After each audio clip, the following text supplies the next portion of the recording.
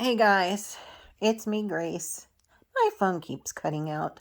So, this is take number 3 on coloring with copics. Okay, so what I've gone through twice now, but we'll do it a third time, is that I like copic sketch markers. They have a broad end and a brush end. I prefer the brush end. I've had mine going on 15 years. They are a tad bit weather worn, as you can tell, but they still work great. I did print out the copic color chart on cardstock, on white cardstock, so that I could see what it would look like on the cardstock, but also so it would be a little bit harder to tear, because I'm really rough on things. So, okay, as I was saying before, when coloring with copics, sorry, I keep doing that. When coloring with copics, I normally will try to do a set of 3, where I do a dark, medium, and a light. The dark is for the shadows, the medium is the body, and then the light is for the highlights. However, if it's a teeny tiny stamp like that one, it's gonna be really hard to do 3 colors in that. So I'll probably only get like 1 color on the petals and then 1 color for the center. This one, I might be able to get 2 colors on the petals. We'll see. And you're probably wondering why I also stamped and cut out 2 of everything. It's because I have MS, and with MS I have hand tremors. And with hand tremors, when you're trying to color, cut, draw, paint, anything that requires your hands, it becomes very difficult to keep everything still and in the place you want it. So given that I am prone to messing up and having to start over, I usually do it twice to err on the side of caution. And then what I do with the leftover pieces is I just put them back in the envelope with the stamps, and they're there for me to use when I need them.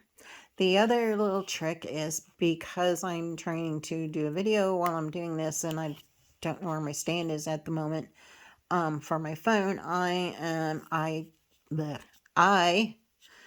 put some double-sided adhesive down, just a smidge, just so it shows you, just so it doesn't move on me, because my hands already move enough. So, okay, getting back to coloring. This is my dark color, so again, I want it for shadows. And when I do shadow work, the way I like to do it is, okay, envision where the sun is shining. So I can take, say, a pencil and know that my sunshine is up here somewhere.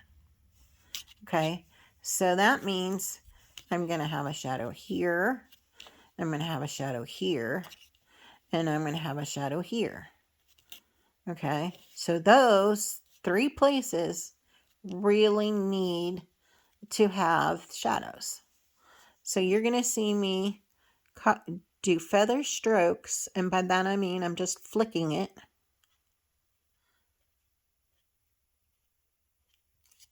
Like that. Okay, I'll do it again to show you the bottom. And it's okay if it's not perfect, because frankly, mine never are. Okay, also knowing that my sunshine is coming this way, I know that this side is probably not going to have a lot of sun, right? And probably not a lot right there, just because of the way this part of it is in front of the sun. So this part is going to get a little bit of shadow too. So, and just to make this look more rounded, I'm going to kind of go up a little bit with the feathering, just to kind of give it a more round appearance. Now that's all I'm going to do with the darker shade. Always be mindful. A lot of people do light to dark. I do dark to light for the simple reason it's easier for me to put the shadows in and go to lighten it up than it is to go from light to dark and accidentally do over on the dark. Does that make sense? I hope so. Anyway, that's my Grace logic and we're sticking with it. Okay, so this is my medium shade. And again, I'm using the brush tip. And obviously, since this is the medium shade, I know that I want it to be the majority of the cactus. Now, I go over a little bit of what I've already colored.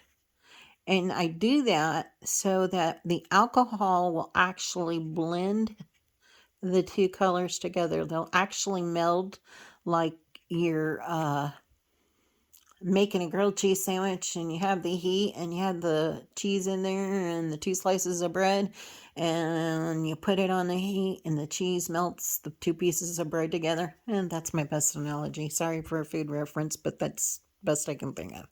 So anyway, so I'll start from where I began, which is down here, and see how easy it melds.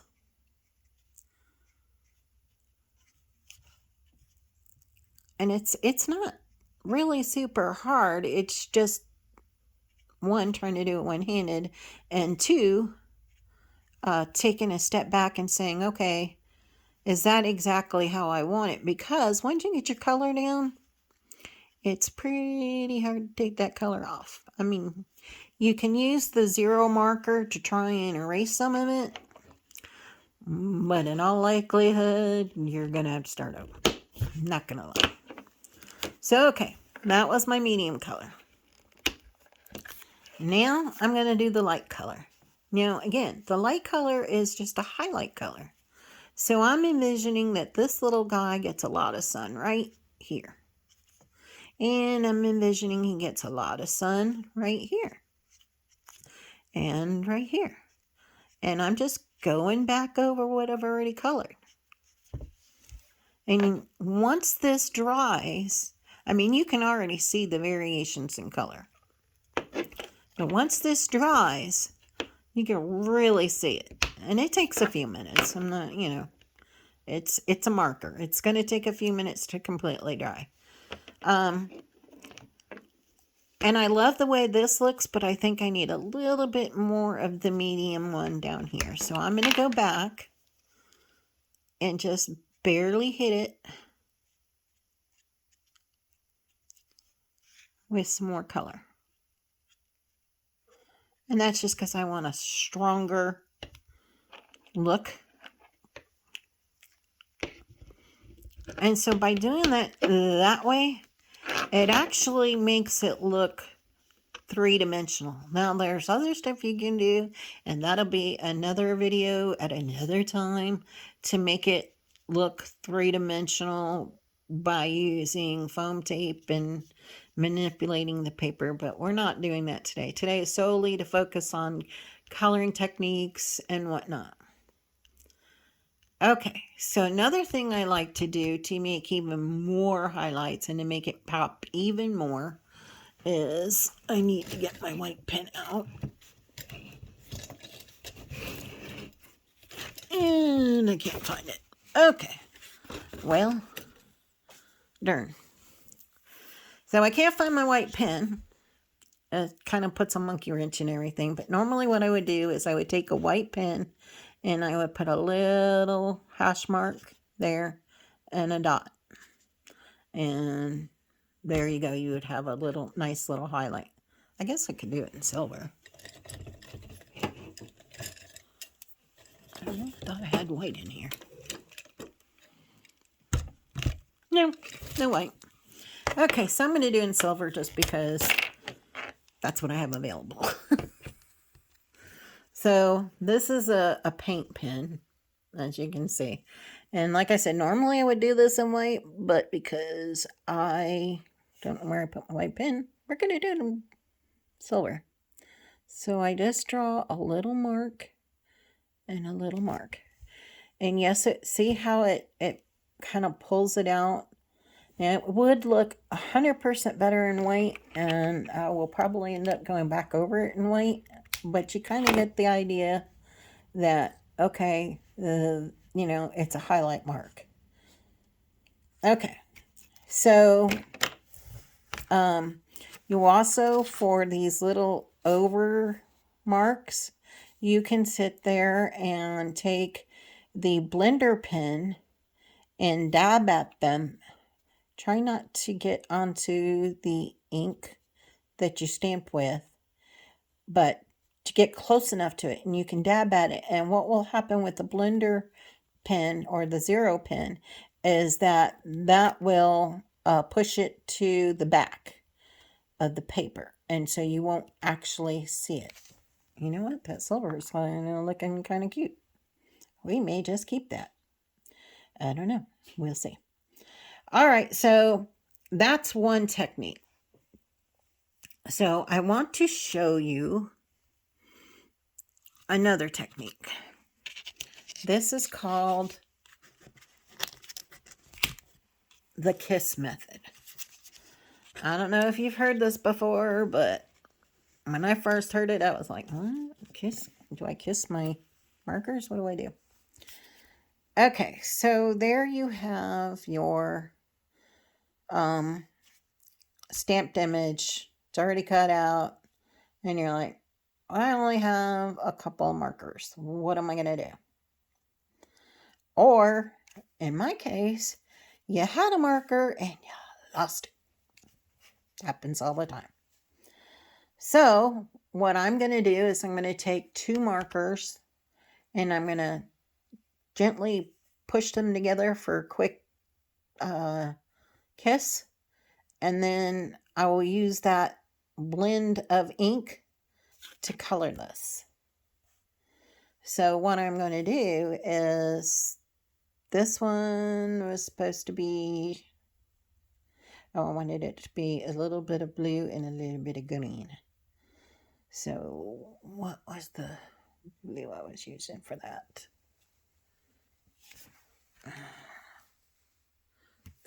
34, too light. 02. Yeah, that's it. Okay, so what I'm going to do is I'm going to take, upside down, sorry, BO2. And then I'm going to take I think I'm going to take the RG13. And I'm going to kiss them together and I'm going to get a color. But before that, I want to color just this color, which is the BO2.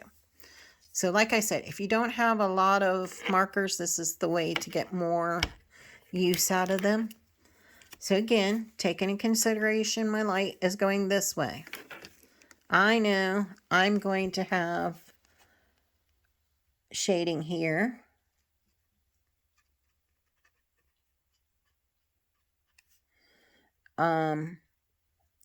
Pretty much up this one, because this one is in front of that one. I'm going to have shading here because this one is in front of that one. I'm going to have shading under here because that one is in front of that one. I'm going to have shading here because, well, that's the bottom and it's in front of everyone. And then shading on this one right here because, again, it's underneath. So now I have the shade part done. Okay. So now I want to take my green color. And all I want to do, you're going to see, is I'm going to, see, that's my tip. Okay. I'm going to take it and rub it across the other tip. Just a few times. And you're going to see that's going to put a little bit of blue in with that green. And it'll pick it up. And you'll have to do it a couple times because, you know, it runs itself out the more you use it.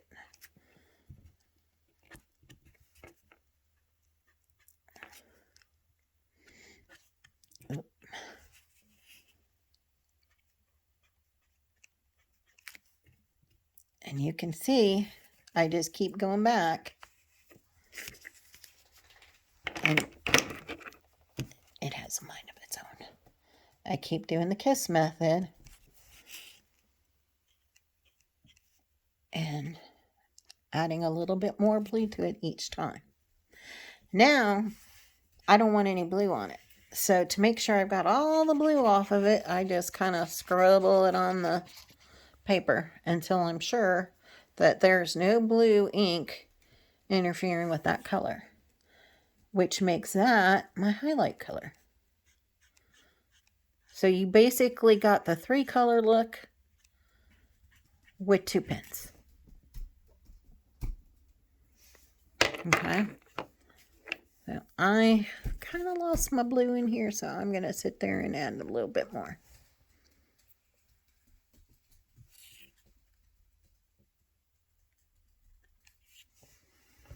Okay. So as you can see, nice coloring, nice definition. And if I had my white pen, I would probably sit there and put a little mark on those too. Okay, now, say, for argument's sake, you only have one of one color. Okay, sorry about that. I was trying to put the lids on them. Again, everything's one-handed. Okay, so say you only have one color. And I will use the succulent as that one color. Okay. Say you only have one color, but you want it to look a little bit dimensional. There is a trick I learned when I first started coloring with copics, and I'm going to show you. So first what I do is I take one color and I dot it on.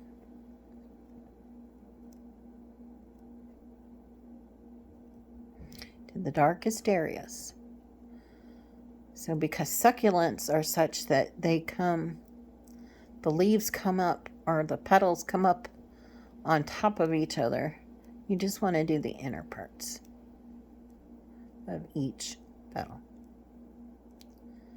And again, this is such a small stamp that it really isn't something that you can add a whole lot of different colors to. Okay, so now you've already put that color down. So now you can go and you can gently color up to, but not quite, the line. And you go over what you already did. And it's okay if you go up to the line. Just not going up to the line gives it a natural kind of color variation. Okay, so I've done that. Now I want to sit there and go back and reshadow my darker spaces. So I'm just adding a little bit more ink. The more ink you add, the greater the color intensity, which means you'll actually be adding shadows. Although subtle, they will be there. And you've only used one marker. And again, this works really good if you have small stamps like this. And I think I'm just going to go ahead and just do a quick up to the each end. And you can see it's very light and everything else. So that's how you do it if you only have one marker. You can see the variations in the colors, especially right there, right there. It just depends on how much ink you put down. So that's 3 different ways you can use your Copics. I hope this helps, and I will show you the finished product or project later on. Thanks for watching. Have a blessed day. Love ya.